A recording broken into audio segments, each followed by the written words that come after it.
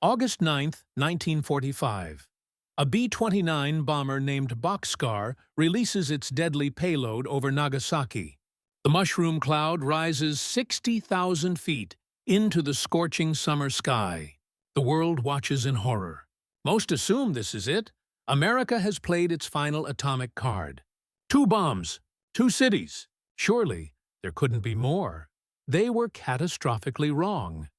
Even as radiation settled over Nagasaki's ruins, technicians at Los Alamos were putting the finishing touches on a 3rd plutonium core.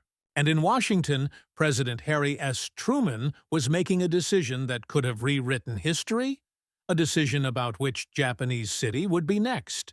This is the story of the atomic bomb that almost fell, the target that was chosen, and the razor-thin margin by which Tokyo avoided becoming the 3rd flash of nuclear fire in August 1945.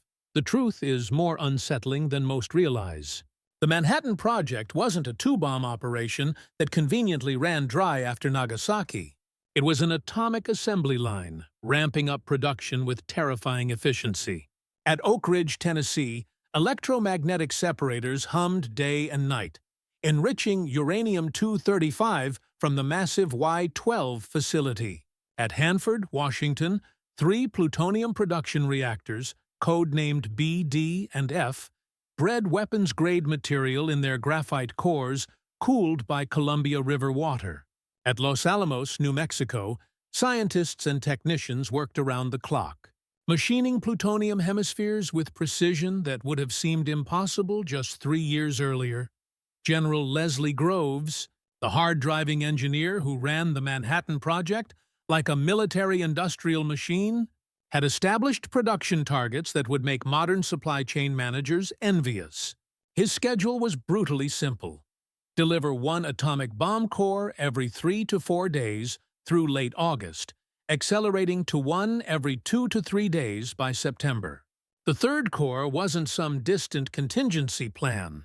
It was in production, scheduled for completion on August 19, 1945, just 10 days after Nagasaki.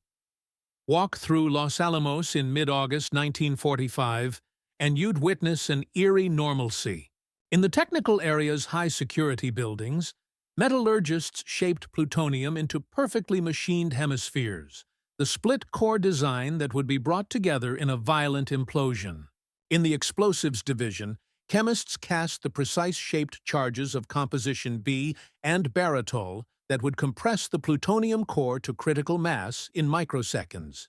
In assembly buildings, technicians fitted these components into the bulbous Fat Man casing, painted in dull olive drab, serial numbers stenciled on the sides.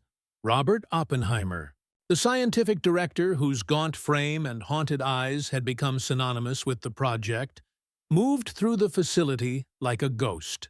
He'd watched the Trinity test blast on July 16th, and whispered words from the Bhagavad Gita.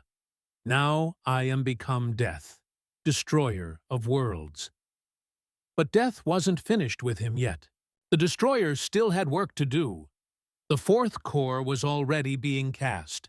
The 5th was in planning. The 6th through 10th were projected for September delivery. This wasn't a weapons program winding down, it was one hitting its stride. But here's what kept Washington's military planners awake at night. Where to drop bomb number 3? The original target list, compiled by the Target Committee in spring 1945, had been methodically whittled down. Hiroshima obliterated on August 6th. Nagasaki destroyed on August 9th.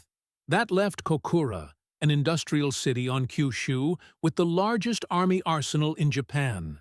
Niigata, a port city on Honshu with aluminum plants and oil refineries, and a target that military planners kept circling back to with increasing insistence: Tokyo itself. Tokyo. The name carried weight that Hiroshima and Nagasaki never could. Not just another city. This was the nerve center of the Japanese Empire. The sprawling capital housed the Imperial Palace, where Emperor Hirohito's presence represented 2,600 years of unbroken dynastic legitimacy. The government ministries that issued orders to armies across Asia clustered around the palace grounds. The Supreme War Council met there to debate Japan's increasingly hopeless strategic position.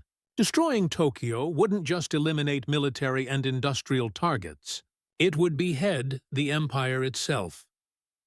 Intelligence reports arriving at the Pentagon painted a grim picture. Despite Hiroshima, despite Nagasaki, despite the Soviet declaration of war on August 8th that saw Red Army tanks crushing Japan's Kwantung Army in Manchuria, Tokyo remained silent on surrender. The Supreme War Council was deadlocked 3-3. War Minister General Korachika Anami insisted Japan could still fight, could still inflict unacceptable casualties on American invasion forces, could still achieve an honorable peace rather than unconditional surrender. Foreign Minister Shigenori Togo pleaded for acceptance of the Potsdam Declaration's terms. Navy Minister Mitsumasa Yonai wavered between positions. And the emperor? He watched, listened, and said nothing, bound by centuries of tradition that required the throne to remain above direct political intervention. This paralysis made the third atomic bomb not just possible, but likely. General Henry Hap Arnold, commanding the United States Army Air Forces, had clear authorization. The directive issued on July 25th stated that atomic weapons would be employed as made ready against approved targets. There was no requirement to ask permission for each subsequent bomb. The machinery had been set in motion. Stopping it would require explicit intervention, not passive hesitation. In the ready rooms at Tinian Island, crews of the 509th Composite Group waited. They'd trained for months at Wendover Field, Utah, flying practice missions with pumpkin bombs, 10,000-pound conventional weapons shaped like Fat Man to simulate atomic delivery profiles. They'd relocated to Tinian in May, flying combat missions that puzzled other bomber crews. Why send a single B-29 to drop a single bomb on minor targets? Why the fighter escorts for such trivial raids? The 509th's operations seemed wasteful, almost cowardly. Other bomber groups flying conventional raids were hitting Japan with hundreds of aircraft, thousands of incendiaries, creating firestorms that killed more people than the atomic bombs would. But the 509th's crews knew they were practicing for something different. After Hiroshima and Nagasaki, there was no more mystery. Major Charles Sweeney, who'd piloted Boxcar over Nagasaki, was already discussing the next mission with his squadron mates. Where would number 3 fall? Tokyo seemed the obvious answer. And if not Tokyo, then where? The geopolitical clock was ticking with ominous speed. Stalin's armies, battle-hardened from 4 years of total war against Nazi Germany, were crushing Japanese forces in Manchuria with shocking efficiency. Soviet mechanized columns advanced 50 miles per day through terrain the Japanese had assumed was impassable for modern armies. The Kwantung Army, once the pride of Japan's military, 700,000 men strong, was being systematically annihilated. The Soviets declared war on August 8th. By August 12th, they'd captured key cities and were positioned to invade Korea, Sakhalin Island, and potentially Hokkaido itself. This created a nightmare scenario for American planners. Every day Japan delayed surrender increased the probability of Soviet occupation of Japanese territory. The specter of a divided Japan, Soviet-controlled North, American-controlled South, like the partition already taking shape in Korea and Germany, made rapid Japanese capitulation a strategic imperative. The atomic bombs weren't just about ending the war. They were about ending it before Stalin could claim his share of the spoils. In Tokyo, the Supreme War Council met in an underground bunker, arguing in circles while their nation burned. The arguments were surreal in their disconnect from reality. War Minister Anami insisted that Japan could still inflict massive casualties on American invasion forces. He pointed to Okinawa, where 100,000 Japanese soldiers and perhaps 150,000 Okinawan civilians had died, inflicting 50,000 American casualties. Scale that up to defending the home islands with millions of soldiers and civilian militia, and America would pay an unacceptable price. Never mind that 2 cities had been vaporized by weapons beyond comprehension. Never mind that the Soviets were destroying the Kwantung Army. The path of honor demanded resistance to the death. Togo countered with cold logic. Japan had no air force left, no navy capable of challenging American carrier groups, no fuel for what few planes remained, no merchant fleet to transport resources. The blockade was strangling the nation. People were starving. The Americans possessed weapons that could destroy cities with single bombs, and intelligence suggested they had more. Continued resistance was suicide masquerading as honor. The deadlock held. 3 for immediate surrender, 3 for continued resistance. In the absence of consensus, protocol demanded the emperor's intervention, an unprecedented step that violated the principle of imperial transcendence. But what choice remained? On August 10th, as the Third Atomic Corps neared completion, Emperor Hirohito spoke at an imperial conference. His voice barely above a whisper, he indicated his desire to accept the Potsdam Declaration's terms, with one condition: preservation of the imperial system. The message was transmitted to Washington through neutral Switzerland. America's response came on August 11th. The emperor could remain, but he would be subject to the Supreme Allied Commander's authority. Still, the deadlock persisted. Anami and the military hardliners found the response unacceptable. The emperor subject to foreign authority? Intolerable. They demanded Japan fight on. Some younger officers began planning a coup. They would seize the imperial palace, place the emperor under protective custody, and continue the war under a military government. The plan was amateurish, desperate, but frighteningly close to execution. At Los Alamos, the Third Plutonium Corps reached completion on August 19th, exactly on schedule. The machined hemispheres were fitted into their beryllium tamper, surrounded by the carefully shaped explosive lenses and encased in the Fat Man housing. At Tinian, ground crews prepared Bomb Pit Number 1, the loading area where hydraulic lifts would raise the weapon into a B-29's bomb bay. Everything was ready. They were simply awaiting orders on target selection. Had those orders come, Tokyo would have been the target. The decision matrix was clear. Maximum psychological impact. Decapitation of military and political command structure. Demonstration that nowhere in Japan was safe. Not even the sacred precincts of the imperial palace. Some planners even discussed whether an atomic bomb dropped on or near the palace could kill Emperor Hirohito himself. Would that hasten surrender by removing the primary obstacle to peace? Or would it transform him into a martyr, stiffening Japanese resistance even further? The calculations were coldly pragmatic, unthinkable in their implications. But Hirohito moved first. On August 14th, as military coup plotters attempted to seize the imperial palace and destroy the recording of his surrender announcement, the emperor made his final decision. He would address the nation directly, something no Japanese emperor had done in 2,600 years. On August 15th at noon, his voice crackled across Japan's radio networks. Speaking in formal court Japanese that many listeners struggled to understand, he announced that the war situation has developed not necessarily to Japan's advantage, and that Japan would endure the unendurable and accept Allied terms. The coup attempt collapsed. Officers wept, some committing suicide rather than face dishonor. War Minister Anami performed seppuku in his office, his final act a traditional death poem acknowledging defeat. And at Los Alamos, at Tinian, in the Pentagon, orders went out: halt all atomic operations. The third bomb would not fall.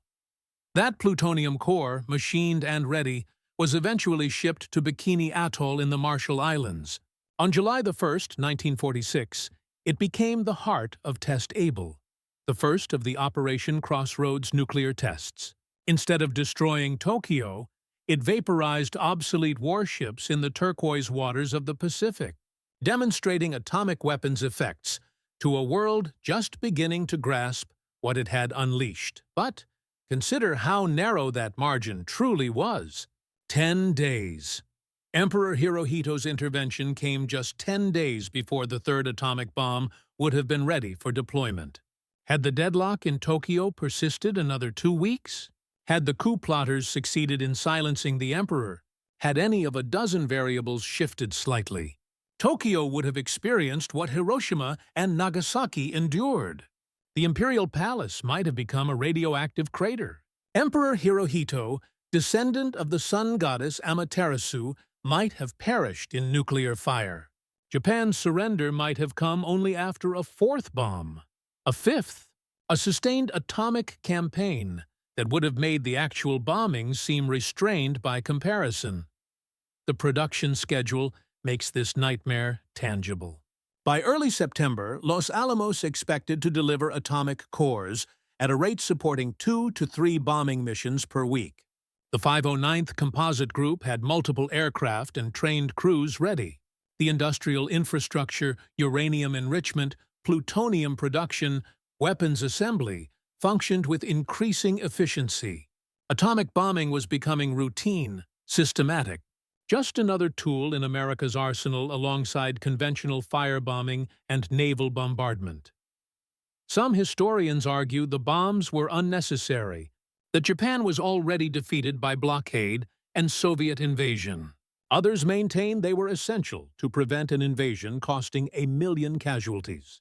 The debate will never be resolved because we cannot rerun history to test alternative scenarios.